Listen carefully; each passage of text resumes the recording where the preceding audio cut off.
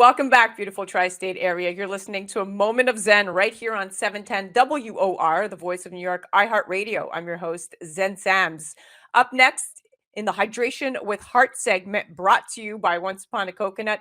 Today, we're featuring Dr. Emily Splichal. She's a functional podiatrist and human movement specialist. She's the CEO and founder of Naboso, which is a company providing sensory-based products to optimize your foot health and movement. With over 23 years in the fitness industry, she's dedicated her medical career towards studying postural alignment and human movement as it relates to barefoot science, foot to core integration, and sensory integration. Spreading her knowledge, she's taught in 35 countries and to over 25,000 professionals. And she's also the author of Barefoot Strong. Of course, she is. She joins me today to help us unlock the secrets of hydration and chat about how coconut water and proper electrolyte balance prevent painful foot spasms while boosting overall health. We'll also get insight on what your feet may secretly be revealing about your health. Welcoming now to the show is the amazing Dr. Emily Splichal. Thank you so much. I'm excited to talk about feet. Let's get to it. We can make anything sound fun and sexy on this show. So fact is that about 60% of the human body is water, and staying hydrated isn't just about quenching thirst. It's cornerstone of good health. And stepping into wellness begins with the critical role of hydration and electrolyte balance. Now, Doctor, can you tell us, especially in preventing myalgia and enhancing foot health with coconut water, how does proper hydration influence our overall health, especially from a podiatrist's perspective? Yes, when I think about feet, I think about circulation and foot recovery and proper hydration. Having a balance of appropriate electrolytes is really important to overall foot health, foot recovery. And as I said earlier, a big component of that is microcirculation. Wow, that's interesting. Microcirculation. It always comes down to blood flow, right? Now, our feet often get overlooked, but they can be like a secret diary of our overall health from what you just said, circulation issues to nutritional deficiencies. Our feet might, in fact, be telling us more than we realize. So, what are some surprising things our feet can reveal about our overall health? Talk to us about some of the more intriguing revelations that you've come across. Yeah, so our feet definitely tell us a story. They tell us a story about how we move. And what's interesting is the different calluses and where you see pressure points on the foot will actually tell me when I'm assessing movement how that person is moving without me even ever watching them move. So that's a really fascinating part of our feet. Also, certain skin conditions and nail conditions that are associated with diabetes and lupus and other inflammatory conditions, oftentimes they show up first in the feet. So it might actually be your podiatrist that helps lead to the diagnosis of a larger medical condition. Wow. I never thought of it like that, but you just put things into perspective. And of course, I believe, the top and the bottom, the feet and the head, there's a lot that goes on there. Now, according to the National Academies of Sciences, Engineering, and Medicine, men should aim for about 3.7 liters of fluids a day and women about 2.7. That's a lot of water, but it's essential. Why is it important to maintain proper hydration levels throughout the day? And what are some signs that we might not be drinking enough water? Yeah, actually, dehydration is one of the most common conditions that you actually see in the elderly that leads to confusion, fatigue. It can actually lead to passing out if you do not have enough hydration. I work a lot with athletes, so I'm always thinking about recovery, really from your skin to your hair to your thought process of your brain to your recovery to how you move is really based around maintaining a proper hydration level. And I would just assume that most people are dehydrated. You're right. Around 75% of Americans are chronically dehydrated statistically, and you would have to wonder why so many people are feeling sluggish or out of sorts. The first go to is, well, did you drink enough water today? And the answer is, I don't recall drinking water today. So let's go to something that can help all of this. Coconut water contains about 4 to 500 milligrams of potassium per cup, which is more than a banana. Talk about a powerful drink. How do electrolytes like potassium found in coconut water contribute to our overall health and well being? So electrolytes, this would be your potassium, your sodium, your chloride, thinking like salt, right? These nutrients that are really important to every process. So the way that your muscles contract. Remember, your heart is a muscle, so that's an important part of it.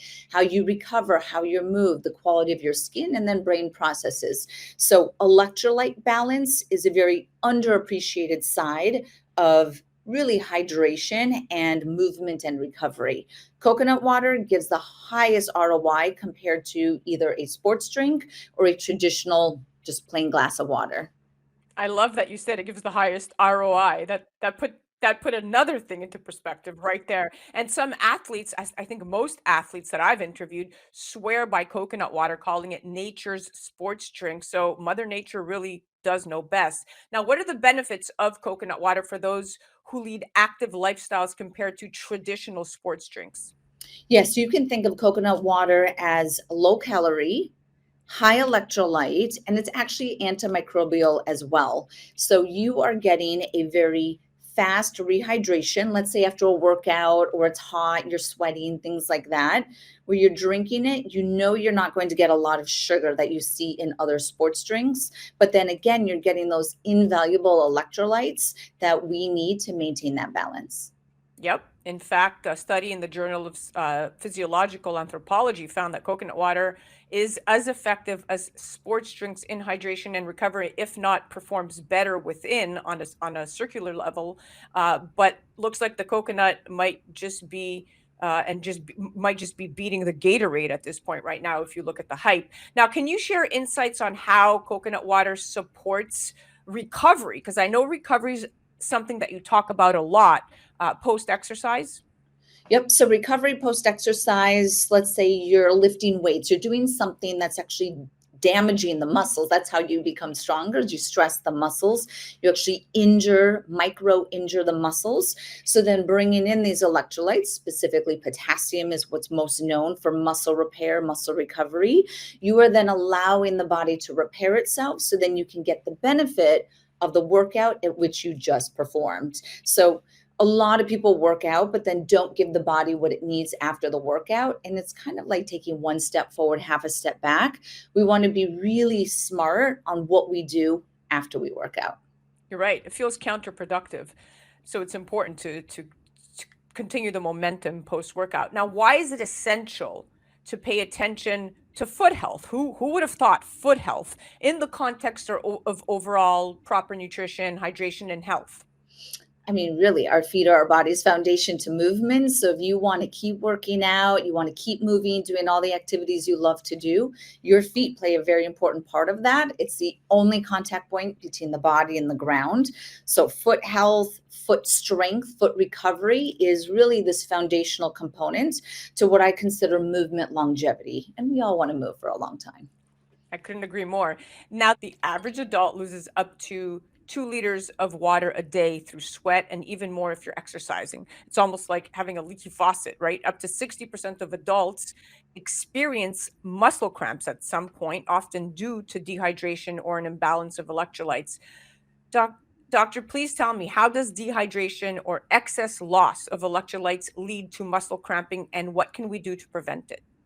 Yeah, so what's happening when we sweat is you are losing a lot of these electrolytes, potassium, sodium, chloride, the things that are important for maintaining muscle balance. Also, this is a natural part of what happens at night. So our body actually dehydrates naturally during the night, which is why if anyone's ever experienced foot cramps, they're usually at night. And they say that their toes just contract and they can't get them to release. A lot of that is demonstrating this combination of dehydration, insufficient foot and muscle recovery. So that's the soft tissue work. And then bringing in that balance of electrolytes for muscles, it's really the potassium. Wow. No one likes waking up in the middle of the night with a Charlie horse, and staying hydrated might just save our sleep, apparently. Now, why are foot cramps so common? And this electrolyte balance, is there a direct correlation between the kidney, the liver, and how this is all processing? And is constant foot cramping symptomatic of a bigger health issue? Foot cramping can, yes, be indicative of a larger systemic issue. I do think that a lot of foot cramps are because of insufficient attention to the feet. People are not recovering their feet. They don't think about strengthening their feet, and they really get neglected. That combined with dehydration or insufficient hydration throughout the day, lots of caffeine, lots of coffee, so you're kind of throwing off that balance. That combination is really contributing to these foot cramps that we see. And it happens actually a little bit more with age. This dehydration spectrum becomes more prevalent as we age. Well, we are officially out of time. Thank you so much for your insight, your transparency, for teaching us something extremely helpful with our everyday lives and helping us put our best foot forward, literally, no pun intended. Thank you so much for joining us. Thank you so much. That was our Hydration with Heart segment, brought to you by Once Upon a Coconut. That was the incredible functional podiatrist and human movement specialist, Dr. Emily Splichal. Definitely be sure to check her out and her company at naboso.com or dremilysplichal.com. And on the gram, you can find her profile at the Functional Foot Doc and at Naboso_technology. You're listening to A Moment of Zen right here on 710 WOR, the voice of New York, iHeartRadio. We'll be right back after this. A Moment of Zen is brought to you by Once Upon a Coconut. Discover the refreshing taste of 100% pure coconut water that actually tastes great. Naturally sweet with no artificial flavors or added sugar. It's packed with electrolytes to keep you hydrated throughout your day. And with 10% of profits going to charity, every sip makes a difference. Pure taste, pure goodness. Experience nature's Gatorade.